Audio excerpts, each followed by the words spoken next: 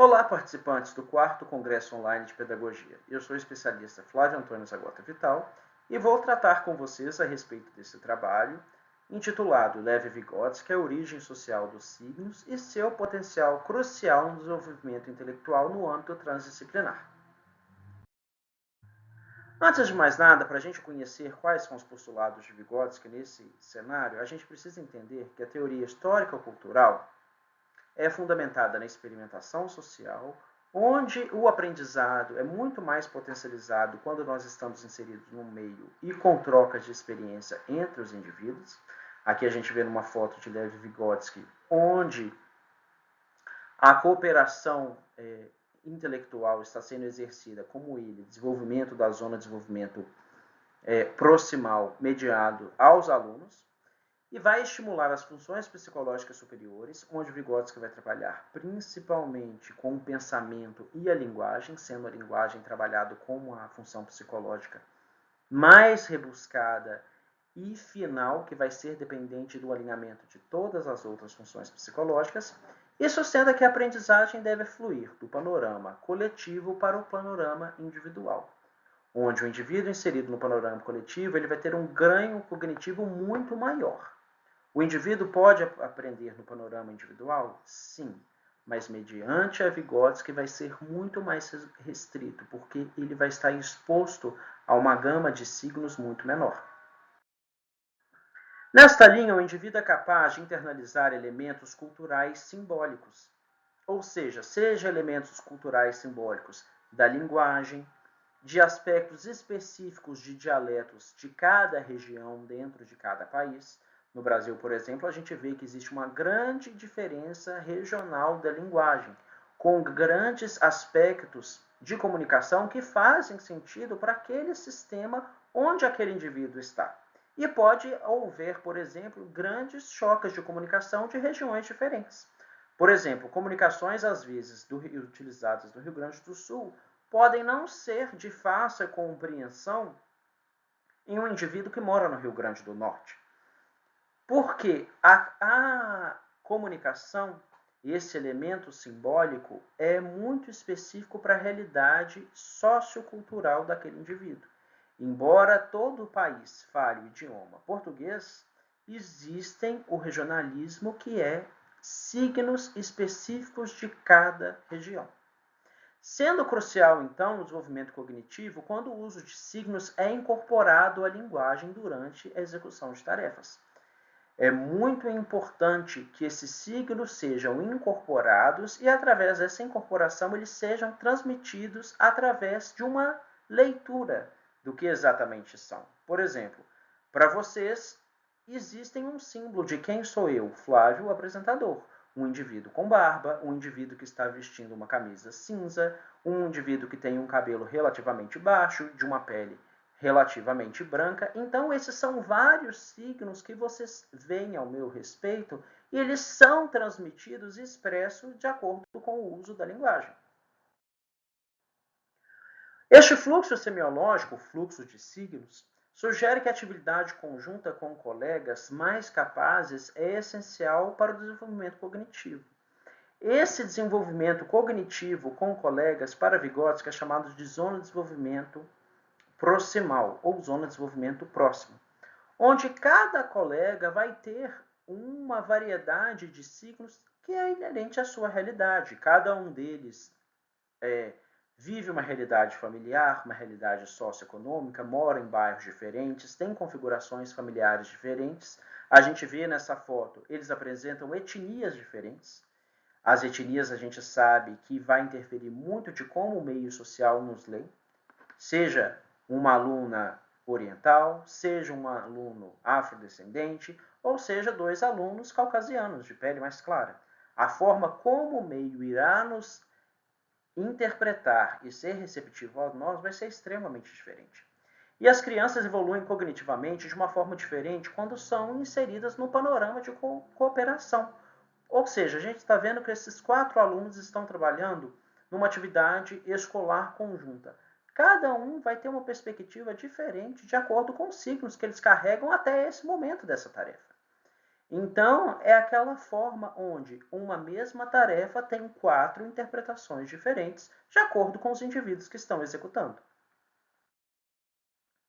E o sistema de signos é criado através da interação entre os indivíduos. E ele vai representar a realidade, né? Vai ajudar a gente a compreender a realidade. Então, quais são os signos que a gente pode ver nessa imagem? Uma mãe estudando geografia com essa filha. Ou pode também ser uma professora auxiliando uma aluna. E quais são os elementos cartográficos, os símbolos cartográficos que a gente consegue ver com esse livro de geografia aberto? Cadeia de montanhas, áreas de vegetação mais verde, áreas sem tanta vegetação que pode ser tomado pelo gelo, representado em branco, uma maior elevação, uma maior elevação indicando vales, um sistema costeiro representado pela cor azul. Então, todos esses são elementos simbólicos já incorporados por mim no momento real e como eu consigo, através da linguagem, descrever todos esses signos. E culminam com o desenvolvimento da consciência humana e da conduta.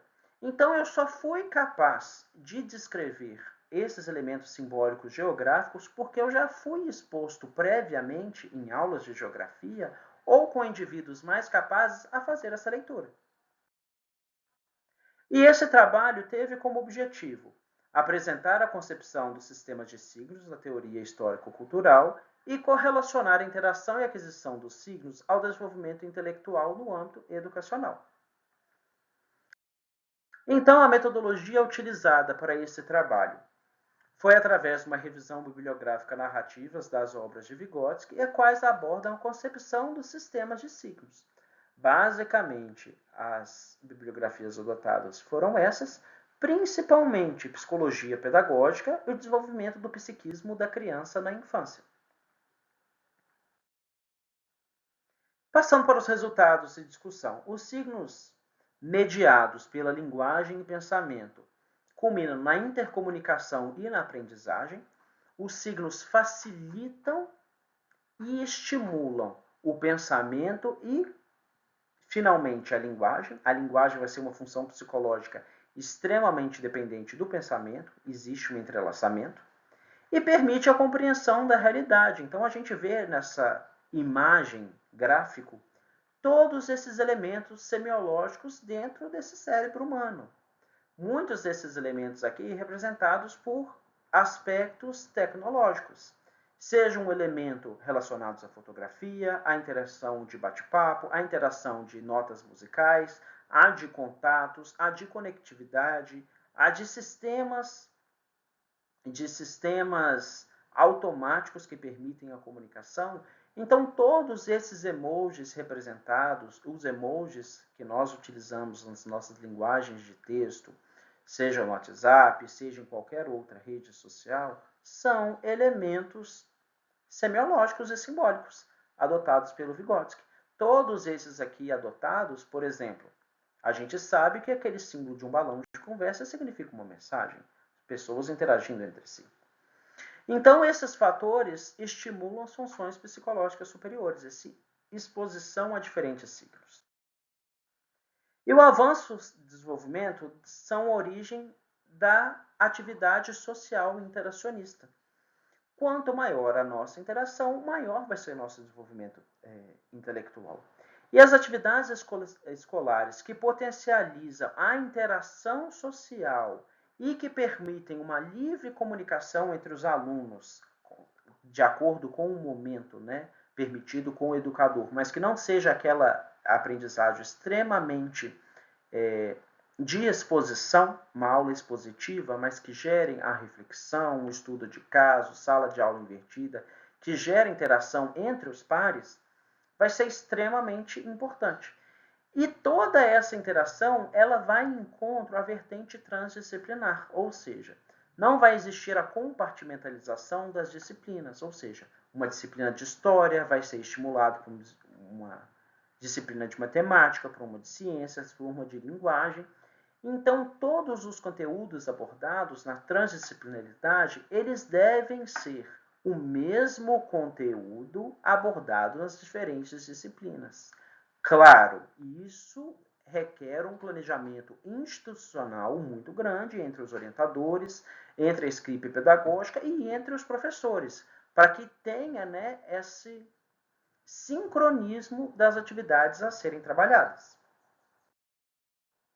A vertente transdisciplinar rompe com a compartimentalização do ensino. A gente vê 4 estudantes aqui, né, fazendo um modelo de ensino conjunto, né, não vão ser ensino isolado, de acordo com cada realidade. E os sujeitos atuam ativamente na apropriação cultural, no intercâmbio de signos mediado através da linguagem. A comunicação vai potencializar uma aprendizagem muito maior. E o interacionismo social gera um desenvolvimento. Logo, a transdisciplinaridade é propícia para o desenvolvimento cognitivo, porque a interconexão de disciplinas, interconexão de professores, interconexão de diferentes alunos vai gerar um ganho cognitivo muito maior. Então, nós concluímos que o sistema educacional transdisciplinar permite uma elevada interação interpessoal e cria um cenário de experimentação social que é capaz de fornecer vários signos na implementação e capacidade cognitiva. Estão aqui algumas referências bibliográficas utilizadas nesse trabalho.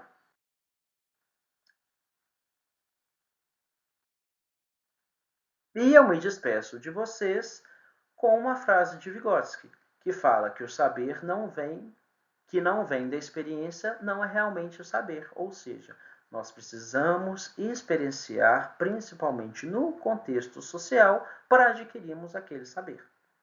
Com isso, eu me despeço a vocês, desejo a vocês um bom evento e até a próxima.